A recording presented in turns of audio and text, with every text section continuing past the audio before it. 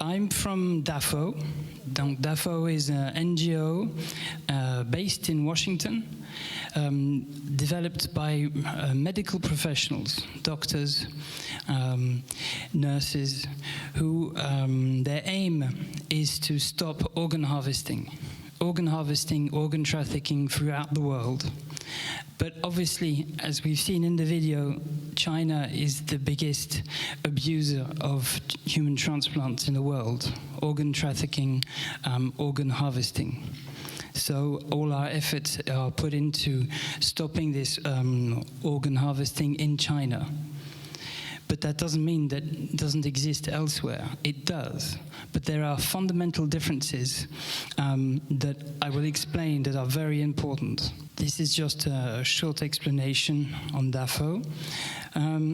This is how we work. We do presentations. We work with independent researchers like Ethan, Matus, Kilgore, the WOIPFG, which is another independent research center, doctors throughout the world who support us, MPs, in work with governments, to bring them the information, medical information about what is actually happening. Because doctors were the first to be confronted with this problem throughout the world. You've already seen Professor Levy tell his story about his patient who went for an organ transplant 15 days after he'd met him. And Professor Levy also was very powerful in changing the law in Israel.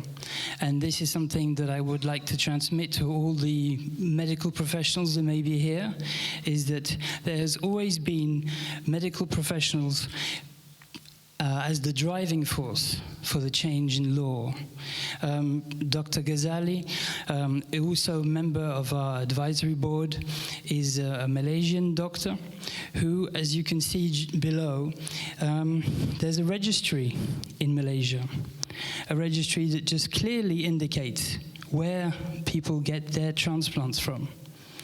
India used to be an important country for transplants, illegal transplants, up until 2004, I think it was.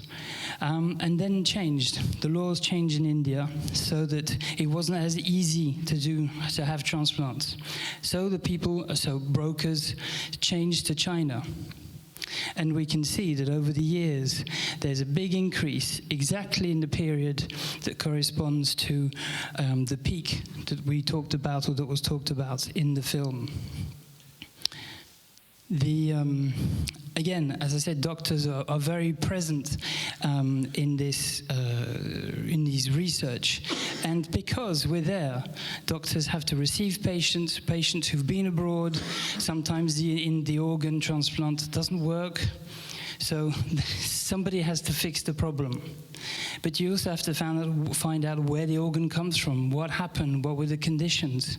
And sometimes these transplants have occurred in very bad conditions, very rapidly, especially during the Olympic Games, because the Chinese government wanted to keep a very low profile because the whole world was watching them. So patients would be in and out very quickly. Sometimes they still had catheters and tubes coming out when they took the plane. So sometimes you can have patients come back in very critical situations. For the medical world, as you can see in this document, it's been analyzed. It's nothing new. We know people go abroad for transplants, and they even compare the effect. Is it better to go be transplanted in another country than in your own country? These things have been looked into. Also, as I mentioned in the video, there's the Italian law that's recently appeared, and the Senator Romani is also a doctor. So there's a particular sensitivity for doctors on this subject, because obviously we can't understand why other doctors permit themselves to kill and save the lives of somebody else, especially just for money. It's just not coherent with why doctors exist.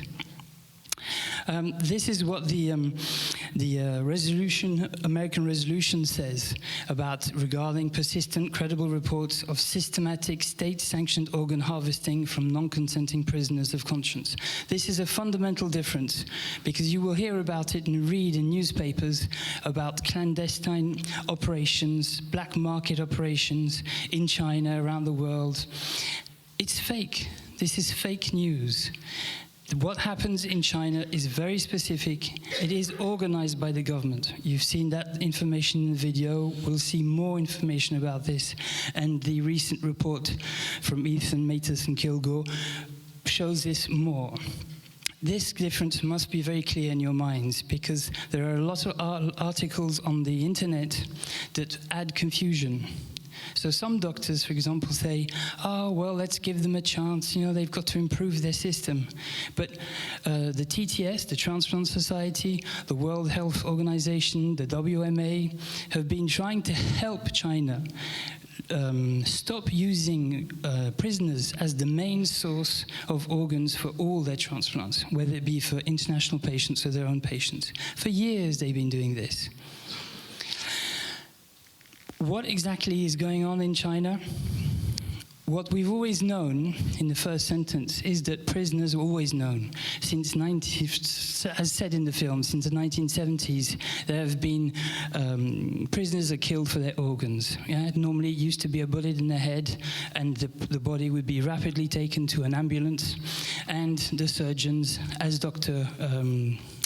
Envototi said, the organs would be rapidly taken out while the ambulance would go to the hospital. That's one way. But things changed, things evolved. We've heard about lethal injections that were also used. But also, coming back to Professor Levy with his patient, who's a cardiac patient, we see that the prisoner was killed on a certain day to correspond when the patient arrives. This was a new phenomenon, yeah? Because normally Chinese law says that once a prisoner is condemned to death, he has to be killed within 7 days. So if they're not killed within the 7 days, that means they've been delayed. Why? Because there's somebody coming over. These things, again, are not talked about by the government, the Chinese government, nor will you read about this in the press. More now, but before, completely unknown. And these differences are fundamental. The other difference, big difference, and the video and Ethan's work on this confirms this, is that there's another source of organs which are prisoners of conscience. They are not condemned to death. They are not condemned to any criminal, what's the word? Any crime. No capital. Yeah, no capital crime that would need them to be killed. Again, this just is to show that it's known throughout the world that people are going to China. Not only because us doctors see this actually happening, but patients reveal this information. They talk about it. They talk about it on forums. And we've even noticed that patients advise each other to, well, why don't you try China? It's cheaper. It's quicker. You see, these things are developing naturally, organically, if you want, but not in the right way. People are taking control of their own lives. They just send the money to the hospital, they go, they have their transplant, and they come home. No intermediates, no other doctors. This is very worrying, because how do you control these people? You can't imprison an intermediate if there isn't one. So that's why when you read information, make sure that it's clear in your mind who's writing it, where it's coming from. Also, there's a great responsibility from our side, is that by not saying anything, so a lot of countries don't talk about organ harvesting in China. Sometimes they don't even want to talk about organ trafficking in other countries, because they're worried that it will reduce the number of organ donations in their own country. It's worrying because patients are exposing themselves to danger. Sometimes, as I said, the operations go badly, so they can die. Sometimes the patients are desperate. They go to China for a transplant because they're promised a brand new life. Yeah, if they pay $30,000 or $150,000, but their illness is too far advanced. No matter what happens, they'll die anyway. So they're losing money uselessly. Again, there are lots of abuses that are going on. Arnie Schwartz, another researcher, independent researcher, has shown how medical laboratories are always also putting themselves in difficult situations because they're using organs for their research that are not ethically obtained. So normally all their research should be thrown away. It's not ethical research, so it cannot be used. And there was over 2,000, I think, transplantations that were done by different laboratories using these illegally obtained organs or transplantations. Just a side point very quickly. Huang Jiefu, which is one of the major people, maestros in this organ donation system in China and the organ transplantation, back in 2014, I don't know if any of you remember this, but there was a European resolution in December 2013. The immediate reaction from the Chinese government was no, nothing at all. And then suddenly, out of nowhere, Huang Jiefu announced that the Chinese government had decided to continue using organs from prisoners.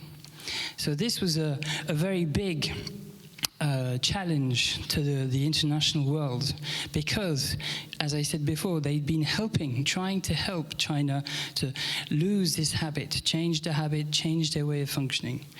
And suddenly they said no.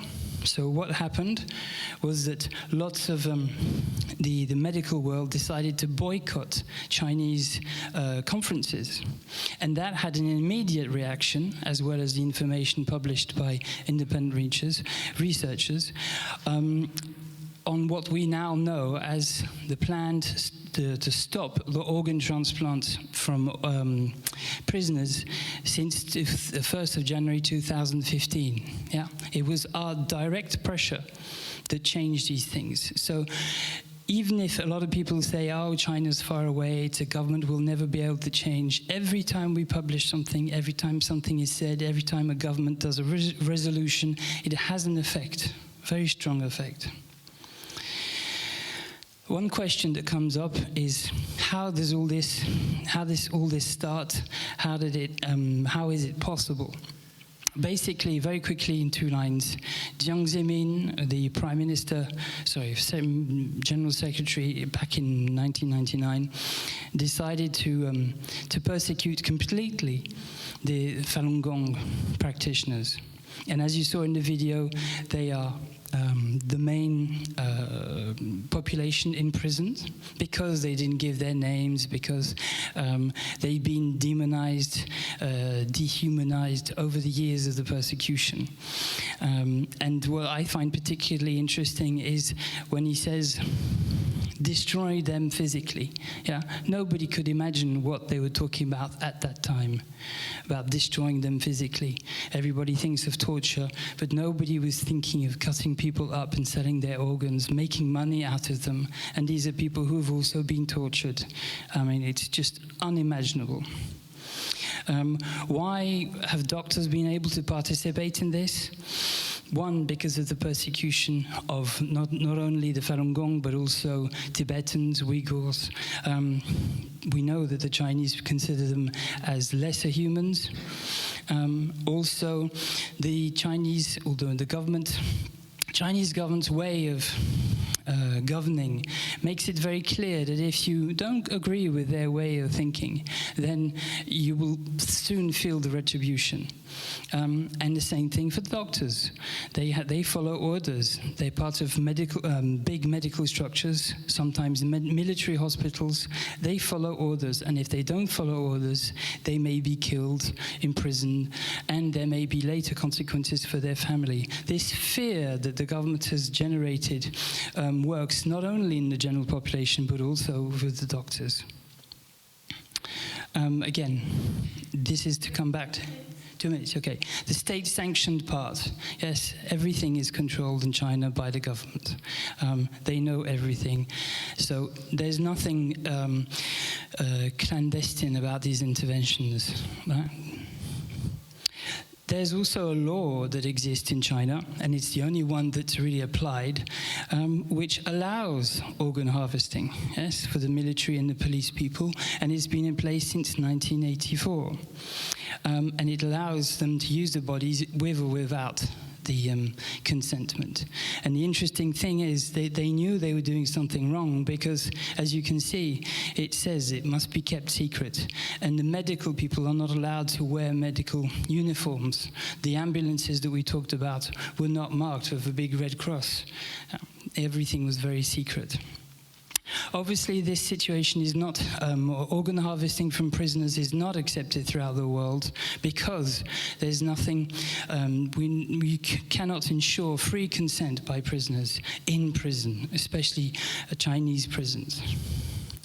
What I wanted to say was these declarations, these ethical codes that control and manage the medical world, the medical research, have all been put into place because there were abuses. Yeah, the Nuremberg Code, the Declaration of Helsinki, was all in relation to what happened during the Second World War, the research on Jewish prisoners. And the Declaration of Istanbul, which is in 2008, was the medical reaction to this organ trafficking.